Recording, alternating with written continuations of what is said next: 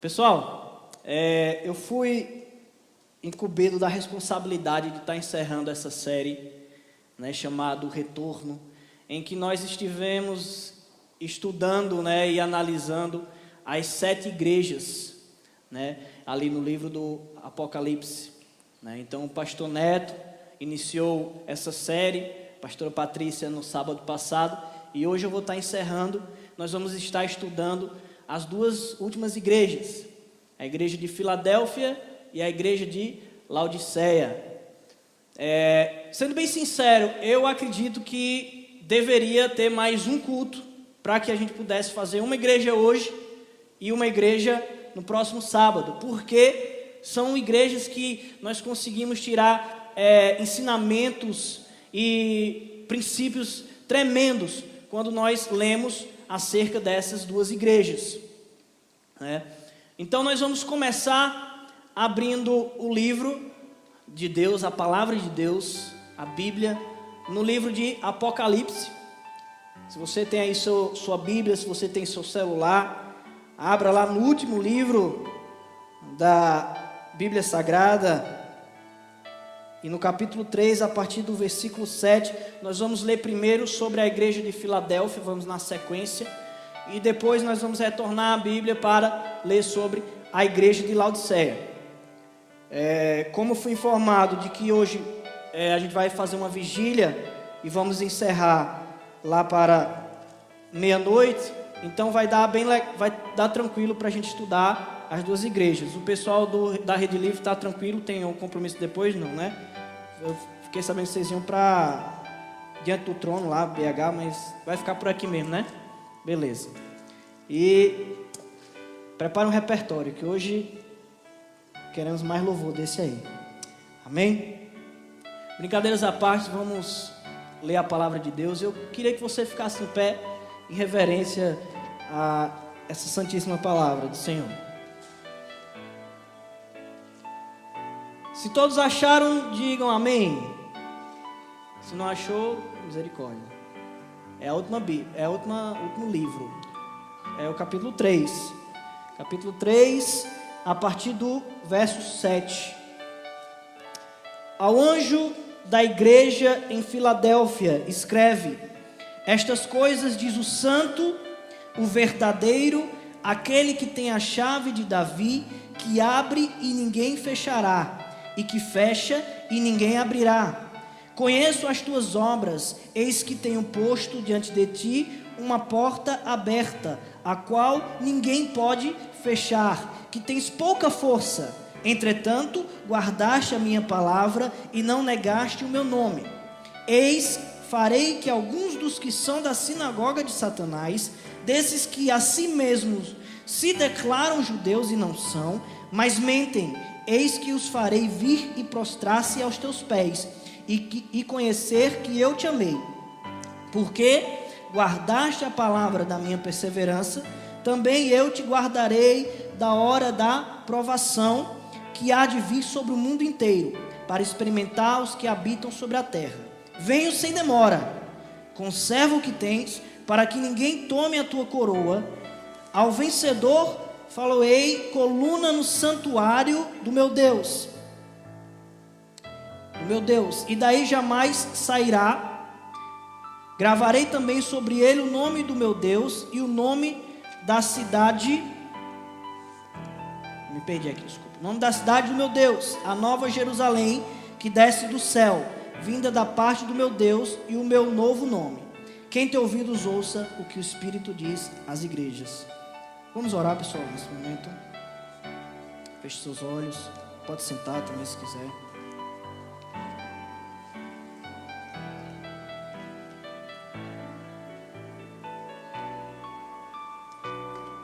Oremos.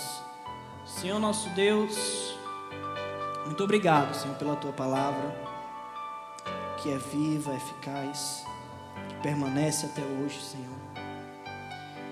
Muito obrigado, Senhor, porque tu já estás presente aqui, Pai, desde o primeiro momento no culto, ou seja, enfim, Pai, antes mesmo de chegarmos aqui, o teu Espírito Santo já andava sobre este lugar, Senhor, preparando algo especial para nós essa noite. Te louvo pela vida desses meninos, Senhor, da Rede Livre. Que Tu continues abençoando este ministério do pastor Daniel, Senhor, lá com os adolescentes, toda a igreja da Cidade Viva, que tem sido uma parceira aqui conosco, Pai. Ó Deus, nesse momento eu peço misericórdia sobre a minha vida, eu peço Tua graça, Senhor, porque Teu servo aqui é pecador, é falho, não é digno, Senhor, de estar aqui, Deus. Mas eu acredito, Pai, que Tu tens algo especial para falar aos nossos corações, Senhor. Então que eu possa diminuir, Senhor. Usa-me, ilumina a minha mente, toca os meus lábios, ó Deus, para que saia brasas vivas na Tua palavra, Senhor. É assim que nós choramos, em nome de Jesus. Amém. Eu vou falar um pouquinho sobre a igreja de Filadélfia, mas eu não quero perder muito tempo fazendo explicações históricas, né, sobre como era o tempo naquela época, sobre como era a igreja, mas é necessário que nós voltemos aos tempos de que essa carta foi escrita, para que possamos entender e contextualizar com os dias de hoje. E a igreja de Filadélfia, ela era a mais jovem das 7 igrejas, e a cidade também era uma das mais novas, e ela foi fundada para ser a porta do Oriente. A cidade de Filadélfia, ela foi fundada por Átila, se não me engano, e foi fundada para ser uma porta de introdução da cultura grega naquela época. Então, Jesus, ele nessas cartas, em todas as 7, ele usa muito contextos da época, exemplos daquela época, para que a igreja entenda a mensagem que ele está querendo dizer. Então, Jesus, ele não apenas conhece a igreja que pertence a ele, como ele conhece a cidade ou o meio que a igreja está inserida.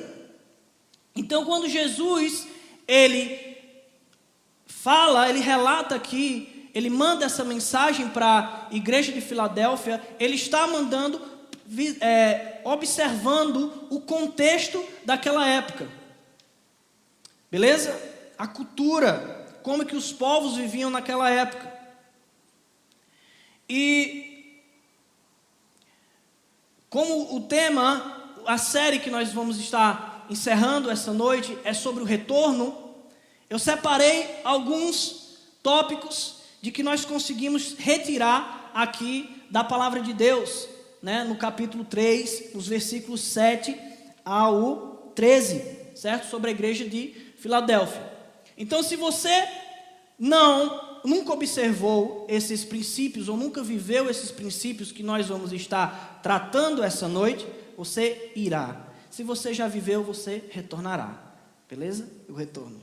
Então, vamos lá. O primeiro ponto que eu separei, e que nós entendemos logo de cara, no primeiro momento que lemos o primeiro versículo 7, é que nós devemos retornar ao entendimento de quem Deus é. E essa noite Deus falou ao meu coração durante o louvor, de que existem talvez uma pessoa ou mais que uma pessoa aqui em nosso meio, que precisa ter a sua identidade restaurada e transformada por Deus. Há uma sensação de orfandade, há uma sensação de não pertencimento, mas que essa noite o Espírito Santo de Deus vai tratar no seu coração, e vai afirmar no seu coração de que tu és filho. Mas para que nós possamos entender e termos esse sentimento ativado em nosso coração, nós precisamos entender quem Deus é. Nós precisamos conhecer Jesus, conhecer o Espírito Santo. O Espírito Santo é uma pessoa do qual nós nos relacionamos, do qual nós podemos falar com Ele. E eu, quando escutei aquela música, Eu Quero Conhecer Jesus, eu ficava meio sem entender, porque, como é que o crente ele vai cantar Eu Quero Conhecer Jesus? Ele não já se converteu? Ele não já aceitou? Não já foi lá na frente, na igreja? Como assim?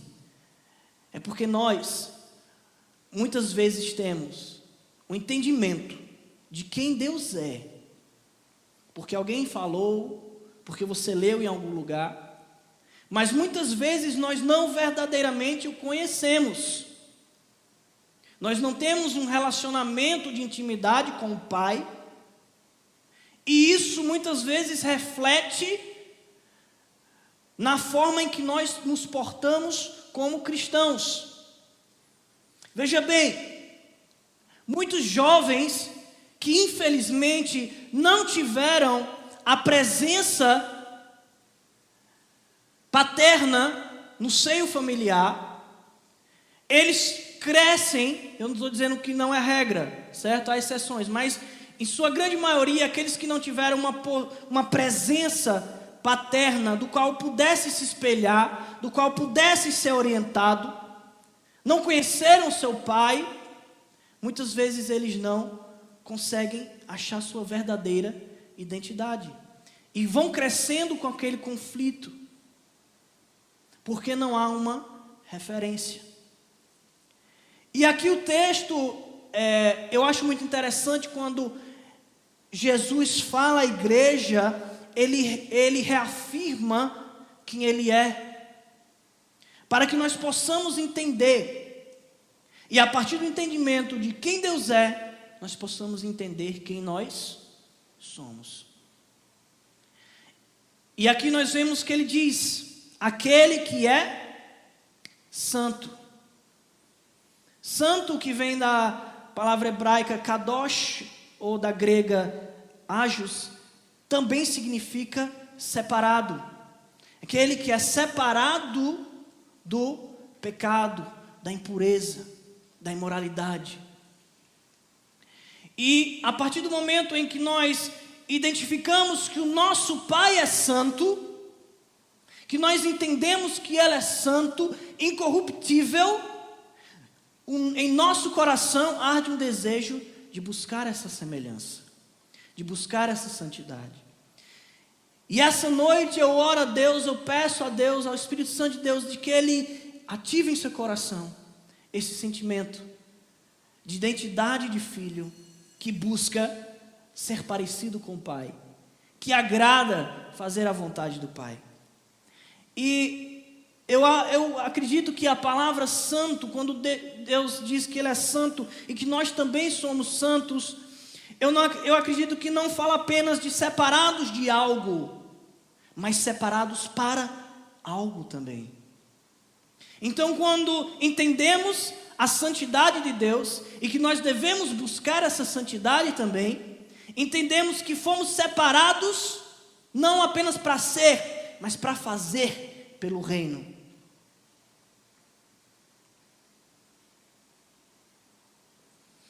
E cumprir o nosso chamado aqui. Quando entendemos quem Deus é, entendemos quem nós somos, nós começamos a ser jovens relevantes, adolescentes relevantes, adultos que buscam fazer a diferença no meio em que vivemos. Nós fomos separados para algo, para cumprir o ID, e não só o ID, mas fazer discípulos para Jesus Cristo. Outro atributo que nós identificamos logo no início desta carta é que Jesus, Ele, além de santo, Ele é o verdadeiro. E aqui eu acho muito interessante essa parte, eu quero falar um pouquinho, e agora eu vou começar a tentar contextualizar um pouco com os dias atuais, em que nós vivemos em um momento muito complicado para a igreja, para o povo de Deus. Nós vivemos em uma época em que os conceitos que antigamente existiam estão sendo atacados por novas filosofias, novas ideologias. Isso é normal durante toda a história, durante todas as gerações que vêm e vão, filósofos se levantam, ideologias surgem, políticas surgem para combater coisas do passado do qual eles discordam. E a era em que nós vivemos hoje é uma era conhecida como a do pós-modernismo. E o que é o pós-modernismo? Eu não vou entrar muito a fundo aqui em questão filosófica e ideológica, mas para que você possa entender o quão é importante entender que Deus é a verdade. Jesus é a verdade. Quando ele diz, eu sou o caminho, a verdade e a vida, e conhecereis a verdade os libertará. Ele enfatiza muito isso em suas mensagens. E nós vivemos num tempo em que, de forma muito sutil, sobre uma bandeira de pluralismo, sobre uma bandeira de tolerância, sobre uma bandeira de diversidade, de que as ideologias do mundo atual pregam, nós vivemos um tempo em que nós não podemos, ou somos combatidos diariamente, expressar uma convicção. Eu não posso hoje mais chegar para Repa e dizer, e tentar pregar, dizer que Jesus é Deus, de que Ele ressuscitou, de que Ele é a verdade, porque hoje, de forma muito sutil, está enraizada em nossa sociedade os conceitos do pós-modernismo, que vem já sendo trabalhado desde o humanismo, com Freud, com Nietzsche e outros filósofos. E qual é uma das bandeiras mais fortes e sutis que tem sido inserido e tem contaminado, inclusive, cristãos e igrejas, muitas delas tradicionais, de que não existe verdade absoluta, de que tudo é relativo, de que tudo depende de um ponto de vista. O que é verdade para mim, não necessariamente é verdade para você. Então, se eu chego para uma pessoa com essa ideologia, com esse pensamento, é de certa forma difícil de pregar a palavra, porque você vai estar ali, a pessoa vai olhar para você, não, tudo bem, mas essa é a sua verdade, não é a minha. Então tem se pregado muito de que a verdade absoluta não existe. E isso tem sido bastante difundido, espalhado por todo mundo, na televisão, nos filmes, nas faculdades. Eu tenho visto cristãos que até vivem de acordo com a palavra, em princípios, até exercem um bom testemunho, mas que se calam e se acovardam diante do que nós vivemos hoje, em que não podemos mais expressar o que acreditamos, se o que expressarmos que acreditamos vá em choque com a ideologia ou o pensamento de alguém, porque nós somos taxados de conservadores, fascistas, que mais? Caretas. Então o pós-modernismo ele veio com muita força ao ponto de dizer assim, olha, cada um no seu quadrado, certo? Respeite as diferenças, amém. Tem coisas boas sobre essa nova filosofia, essa nova ideologia, tem coisas boas, eu não anulo totalmente, mas de forma muito sutil, tem tentado podar, tem tentado impedir. Eu digo tentado porque não vai conseguir, porque Deus prometeu que as portas do inferno não prevalecerão, mas tem tentado bloquear, atrasar a evangelização, porque hoje nós não podemos mais expressar o que acreditamos, se aquilo vai ferir pensamentos distintos. Então ele vem com muita sutileza, vem com muita leveza, às vezes, essa questão das bandeiras de aceitação, de diversas posturas, diversidade sexual, né? Conceito de família, etc. Mas a palavra de Deus ela é muito clara. Existe uma verdade. Existe sim uma verdade absoluta. Se você é jovem, que se diz cristão, que se diz discípulo de Jesus, você tem que ter essa convicção. Você não pode deixar que coisas venham à sua cabeça e tentem enfraquecer a sua base, a sua coluna. Eu costumo dizer que muitos dos adolescentes hoje em dia estão vivendo um cristianismo amoeba, que é aquele, não sei se vocês viram um negocinho, como é, Cecília que tem muito desse, aquela coisa que é mole, que ele se adequa ao quê? O ambiente em que é colocado. Então se você coloca num ambiente circular, ele vai ficar todo circular. Se você botar num quadrado, ele vai tomar aquela forma. Então os cristãos muitas vezes estão com medo de expressar aquilo que acreditam, se verdadeiramente acreditam, porque também existem aqueles que dizem acreditar, mas no fundo não acreditam. Muitos têm tido medo de se posicionar e têm tomado a forma do mundo. E têm tomado a forma do ambiente em que vive.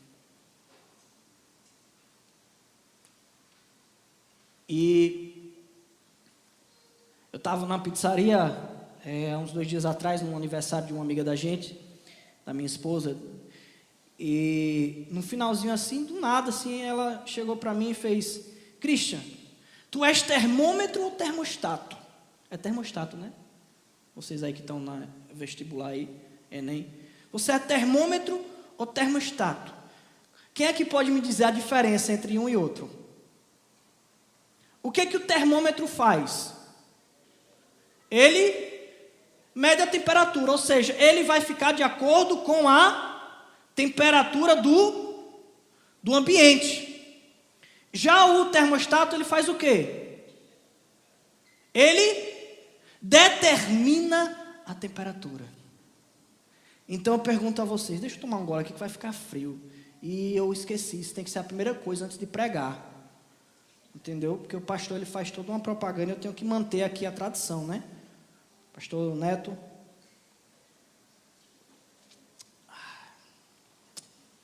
Jesus. Delicioso. Você vai ter a oportunidade de tomar isso aqui logo após tu, certo? Isso aí foi para descontrair, que eu vi que a galera tá um pouquinho assim meio tensa. Mas a palavra de Deus é assim, meu filho, é direto. Tchau, eu gosto assim. Quanto mais peada, lapada, melhor. Então, meu amigo, quem tem sido você? Quem tem sido você? No ambiente em que você chega. Você tem sido um termômetro? Em que os seus amigos estão conversando coisas que muitas vezes você nem concorda, mas você fica... E aí, bicho? E aí, crentão, pastor? O que tu acha? Não, assim mesmo, tá? Não, nada contra, não respeito sua opinião. Não tem sido assim, gente. Não tem sido assim nas mídias sociais. Os cantos. Quando alguém expressa algo que vai contra o que o mundo está pregando, já é atacado, né? E tem causado um certo medo, um receio. Cara, eu vou ser bem sincero. Eu estou falando aqui, mas eu não sou diferente de ninguém, não.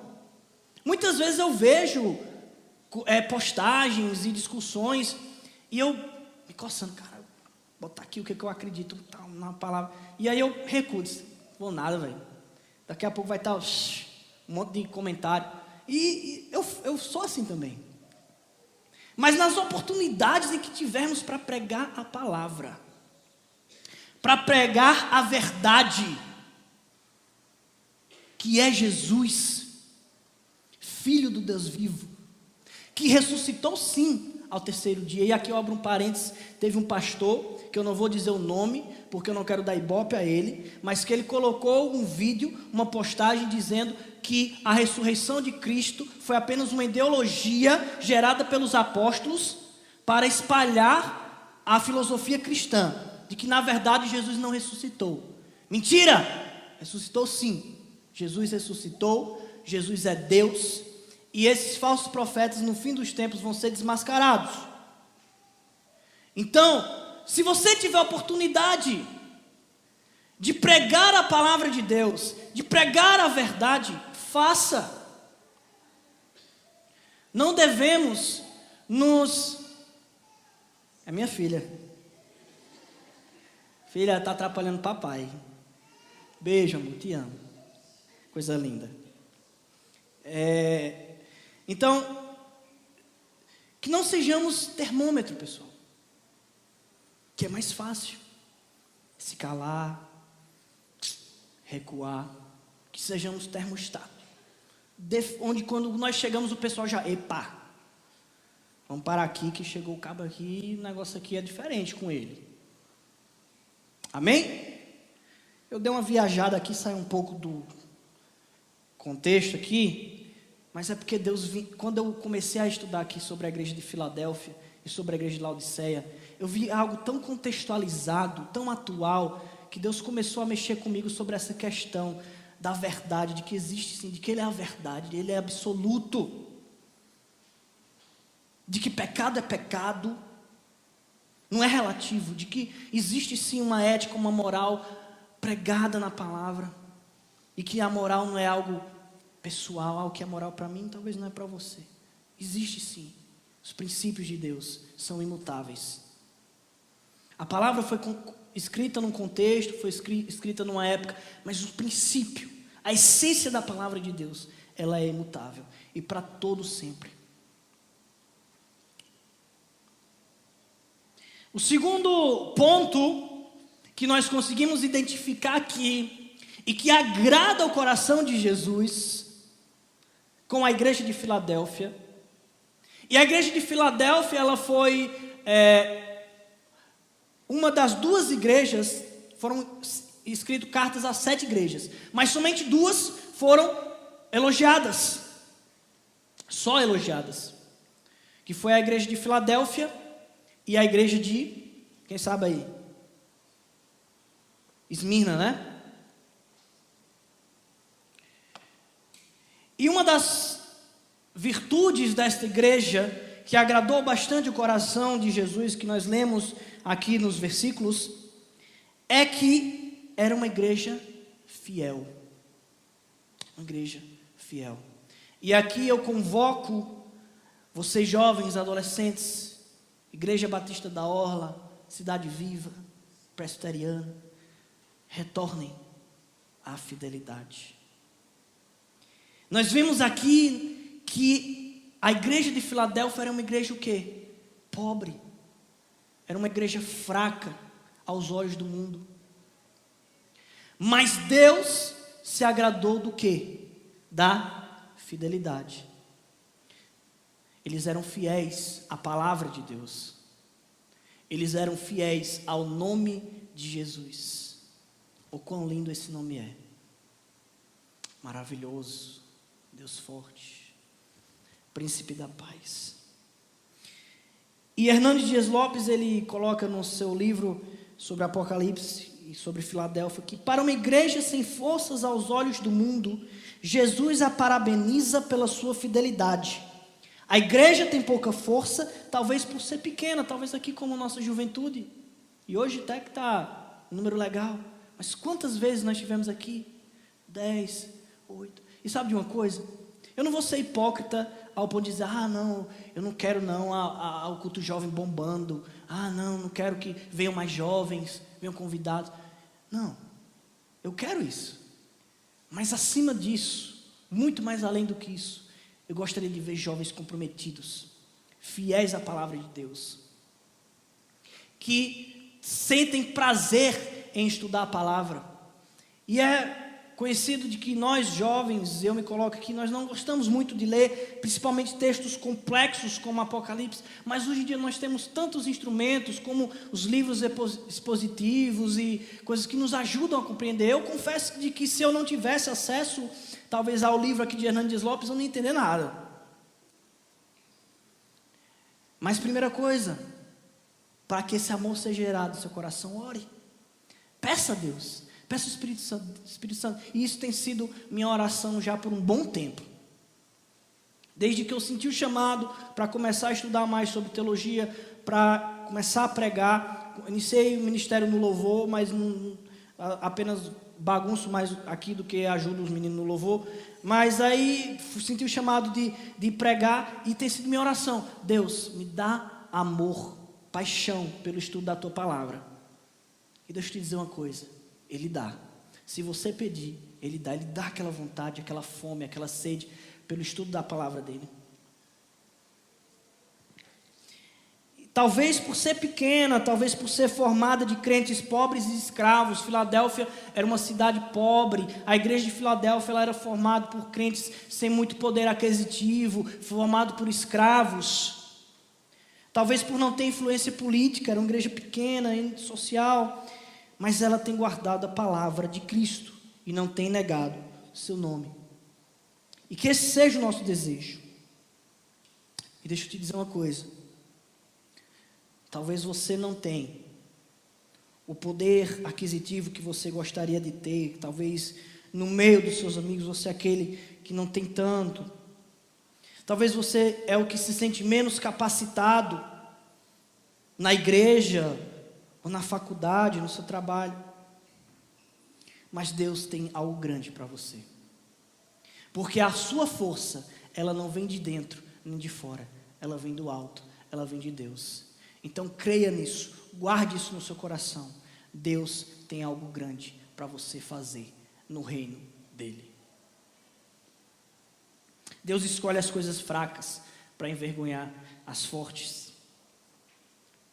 O terceiro ponto, eu tenho que avançar aqui porque eu acho que já está perto, já ainda tem Laodiceia. É que nós devemos retornar à missão de Deus. Onde você identificou isso, Christian? Quando Jesus fala na carta de que deixei uma porta aberta para você, Filadélfia. Há uma porta aberta. E aqui ele não está dizendo de portas de bênçãos, de prosperidade, de dinheiro, de emprego, como a teologia da prosperidade bagunçou.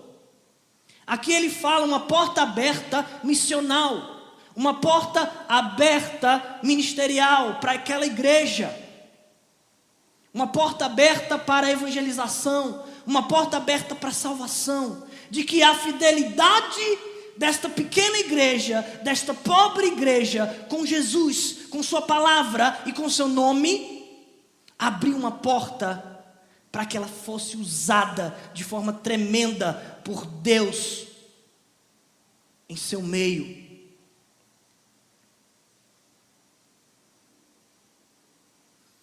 Agora, não basta sermos apenas uma igreja, jovens, que guardam a palavra de Deus. É preciso proclamar esta palavra. E Deus, Ele garante de que a porta está aberta. Igreja Batista da Orla, juventude, jovens dessa igreja, a porta está aberta. E a chave está na mão de Jesus. E o que Ele abre, ninguém fecha. Que sejamos uma igreja voltada à missão de Deus, em sua forma integral, proclamando a palavra, trazendo relevância à sociedade, amando o próximo, amando o excluído. Não basta não negar o nome de Jesus, é preciso anunciá-lo. Jesus, Jesus. Você conhece Jesus? Você ouviu falar de Jesus? Eu sirvo a um Deus de Jesus. Jesus mudou a minha vida. Existe uma verdade, e essa verdade é Jesus Cristo, Filho do Deus vivo. Não basta ser uma igreja ortodoxa, ou seja, uma igreja que é fiel às Escrituras e não a distorce, sabe? Não vem com doutrinas heréticas. É preciso ser uma igreja missionária, como eu falei.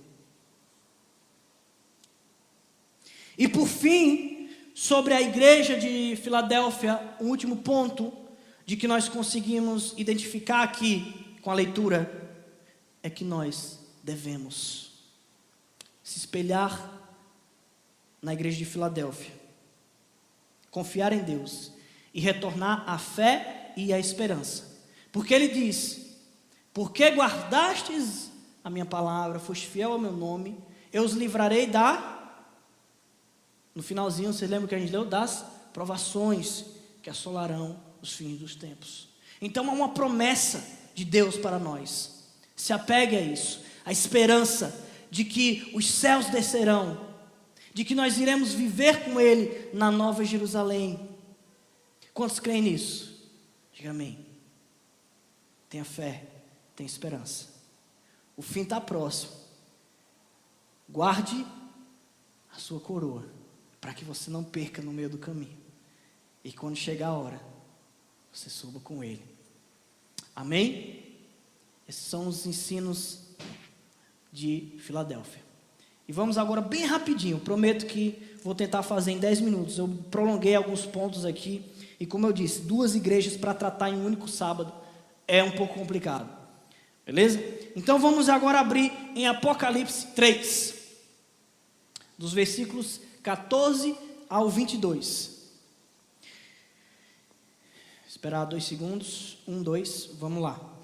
Ao anjo da igreja em Laodiceia, escreve: estas coisas diz o Amém, a testemunha fiel e verdadeira. Aqui mais uma vez ele fala sobre a verdade, o princípio da criação de Deus. Conheço as tuas obras, que nem és frio nem quente. Quem dera fosses frio ou quente. Assim, porque és morno e nem és quente nem frio, estou a ponto de vomitar-te da minha boca.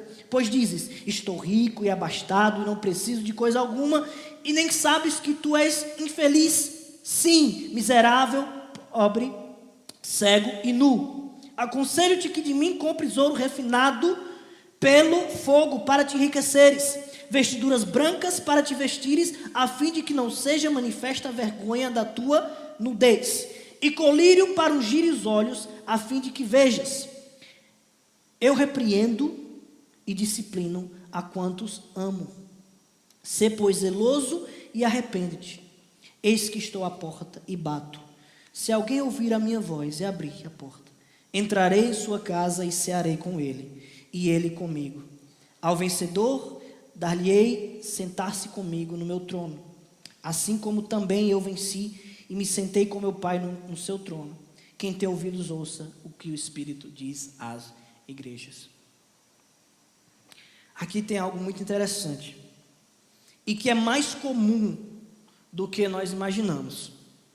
Alguns teólogos dizem que as 7 cartas, as 7 igrejas aqui do Apocalipse, são os tempos, certo? Não eram apenas igrejas daquela época que existiram, mas são as fases da igreja de Cristo no tempo atual. E muitos dizem de que nós estamos vivendo a era de Laodiceia, de que a igreja de Cristo, ela tem se tornado morna, ela tem se adequado ao seu ambiente, ela tem sido um termômetro e não um termostato. E aí, a cidade de Laodiceia era uma cidade muito rica, consequentemente sua igreja era formada por membros de posse. E a igreja de Laodiceia era uma igreja que se vangloriava, de que se exaltava nas suas posses, nos seus patrimônios, nos seus feitos. Talvez uma igreja com grandes templos, com arrecadação gigantesca, talvez com várias filiais, com grandes obras, até sociais, quem sabe. Mas que era uma igreja que não agradava a Deus, porque era uma igreja soberba, que estava mais preocupada nas suas posses, nos seus fazeres, do que no relacionamento íntimo com Jesus. E aqui é muito interessante quando ele diz que é melhor ser, que fosse o quê? Fria ou quente do que morno. Por quê? Olha que interessante. Quando você está sentindo frio, você quando está num ambiente frio, assistindo frio ou tomando um banho frio, você consegue sentir, né? E aquilo muitas vezes lhe causa o quê? Um desconforto, não é verdade? É ou não é?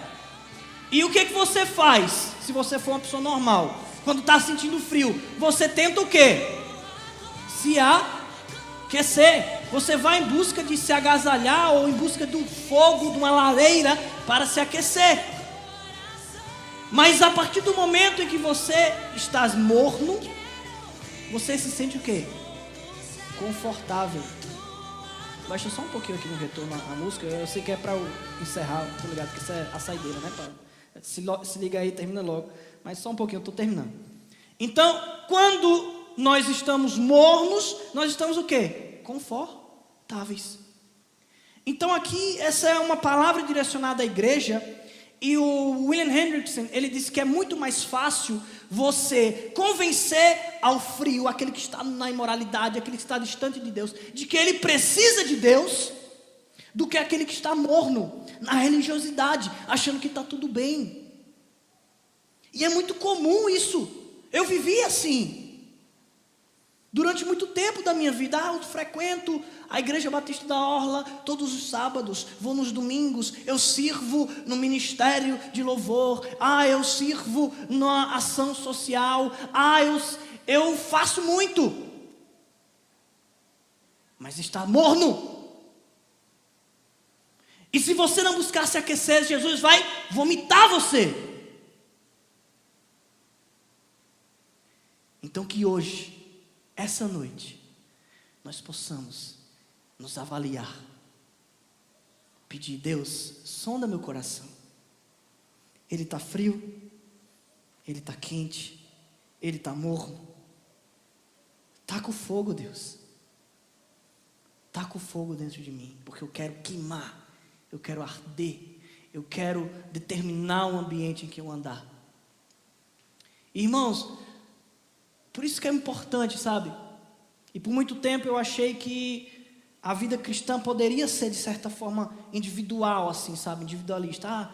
O que importa é eu ler em casa a palavra, eu orar no meu quarto, né? Eu ter uma vida íntegra. Eu não preciso ir à igreja, não preciso estar em comunhão. Meu irmão, só eu sei como eu cheguei aqui hoje e como eu me aqueci com o fogo que essa banda desceu aqui. Que Deus desceu através dessa banda, melhor dizendo. Uma galera que você vê, que vivem aos pés da cruz, unção. Porque uma brasa, quando ela é retirada da fogueira, ela, com um certo tempo, ela vai apagando. Então é importante a gente estar junto, pessoal. A gente vir aqui na hora do louvor. O culto, pessoal que está assistindo, o culto é às 7h37, 7h37, porque pode ter também gente lá fora assistindo também. Então o inglês é mais universal. Not 8h37, não 8h37 como muitos chegam aqui, tá certo? Porque, galera, o momento do louvor é muito bom, bicho. Sabe, eu particularmente, quando eu pego eu participo de um louvor, eu louvo a Deus assim, tal, e a presença de Deus, o Espírito Santo, eu fico mais de boa para assistir uma pregação. Entendeu? E às vezes você chega tão na correria, chega atrasado, aí já é a pregação, você fica, que hora a gente vai lanchar, hein? Hoje ninguém vai lanchar porque está chovendo, a gente vai fazer uma vigília aqui. Então, entendeu? Chega, galera, pro louvor. O louvor hoje foi meu irmão, da primeira música à última. Ô, glória. Entendeu? Estava falando com o Thais, a gente tem que depois ir ali numa igrejinha do fogo, assim, sabe? Para dar uma incendiada. É bom demais. Agora, lógico, não vivemos de emocionalismo, certo? Estou brincando aqui, pessoal. O que eu estou dizendo assim, de ser quente, não é ser emocionalista, sabe? Não é só em busca de experiências. Nós devemos ser racionais também, né? O fogo, ele deve ser aliado à razão, entendeu? E não é porque uma igreja ela é mais para cima e outra igreja é mais centrada de que uma igreja é quente e a outra é fria. Não, longe disso. O fogo, ele vem com a intimidade com Deus. Mas a comunhão, ela ajuda também a aquecer. Porque fogo com fogo a gente vai se aquecendo. Não é verdade? Mas não adianta também você só viver de movimento em movimento, atrás de movimento em movimento, e não ter o dia a dia com Deus, de segunda a sexta. Amém? Então a igreja de Laodiceia, ela precisava entender e primeiramente retornar à humildade. Mais 2 minutos, gente, eu prometo. Retornar à humildade. Era uma igreja que estava cheia de si. E se ela não despertasse, se ela não baixasse a bola, ela jamais ia entender de que precisava se aquecer. Voltar o fervor espiritual que talvez até teve no passado, mas que hoje perdeu. Então o primeiro passo para nós jovens, e eu me coloco no meu, que eu sou jovem também, ainda, né? Até que quantos anos, né, para o jovem? 30 e... Júlio já saiu faz tempo. Aí vem aqui só de gaiato mesmo. Mas 30 anos acho que ainda é jovem. Então nós jovens precisamos ter humildade. E o jovem muitas vezes é prepotente, sabe? Acha que não precisa mudar, acha que está tudo bem. Não, é só assim mesmo, bicho. Se você é muito careta, muito exagerado, não é bem assim, tá bom demais. E a gente vai se afundando e distanciando cada vez mais de Deus, cada vez mais do fogo de Deus. É necessário que nós trazemos lenha, gordura, como diz lá em Levítico, para que a chama permaneça acesa. Então nós temos que ter essa humildade de que não somos nada, não somos autossuficientes, precisamos nos aproximar de Deus cada dia mais. Amém? Mas o penúltimo ponto. A partir do momento que reconhecemos, que temos essa humildade de reconhecer de que estamos falhos, de que estamos distantes, de que estamos frios, nós precisamos nos aquecer também. Nos arrepender. Porque não adianta apenas saber e reconhecer, não é verdade? Muitas vezes você sabe, não, realmente, bicho, tô frio mesmo, velho. Tô um gelo geral. Se tu chegar perto de mim, tu congela. Mas é assim mesmo. Não pretendo mudar, não. Às vezes você sabe que você está assim. Mas não adianta só saber, você tem que se arrepender. Dizer, Deus, me perdoa, Pai. Me perdoa pelo distanciamento. E eu quero retornar. Quero retornar, Senhor, aos teus braços, onde eu me aqueço, onde eu sou contagiado pelo teu fogo. E essa noite, os jovens que porventura estejam nessa fase de frieza ou de mornidão, se existe essa palavra, vão ser incendiados. O fogo de Deus vai descer sobre esse lugar e nós vamos sair daqui incendiando esta cidade, incendiando esta geração. Se você crê, diz amém. Prepara o louvor aí. Quero uma música Fire. E por fim, retorne à humildade. Laodiceia, retorne à humildade. Seja humilde, reconheça de que não és nada, de que tua grandeza não foi porque tu és alguma coisa, que tua riqueza não é porque você é melhor. Arrependa-te, Laodiceia. E eis que estou à porta, Laodiceia. Igreja Batista da Orla, Cidade Viva, João Pessoa, jovens cristãos. Eis que estou à porta e bato. Se tu abrires, entrarei e cearei contigo. Enquanto estiveres ceando com Jesus, o fervor antes perdido será restituído sobre a tua vida. Às vezes a gente acha que essa palavra, não é isso que estou à porta, é para aqueles que não conhecem a Deus. Não, é para a igreja. Para a igreja. Nós precisamos abrir a porta do nosso coração, dia após dia, dia após dia, cômodo após cômodo. Deus, na minha vida profissional, abra a porta, ceia comigo, Senhor. Na minha vida sexual, nas impurezas, nesse cômodo aqui, ó, lá nos fundos, Deus, tá vendo aquela portinha ali lá dos fundos, aquele cômodo lá dos fundos, onde eu guardo aquele meu pecadinho de estimação? Entra, Pai, e vem com teu fogo santo e tira toda escuridão, toda impureza. Eu quero convidar você nesse momento a ficar em pé no seu lugar, fechar seus olhos e visualizar dentro do seu coração os cômodos que precisam ser alcançados por Deus, aquela porta que está fechada, mas que Jesus está batendo essa noite, dizendo: filho, me deixa entrar, porque eu vou ceiar contigo, eu vou restaurar essa área da sua vida. Se é impureza, eu vou purificar. Se é pornografia, eu vou eliminar. Se é sentimento de orfandade, eu vou te pegar no colo e você vai se sentir amado, você vai se sentir um filho. Se é apatia, eu vou te incendiar e você vai revolucionar essa geração. Jovens, o fogo de Deus está disponível para cada um de nós.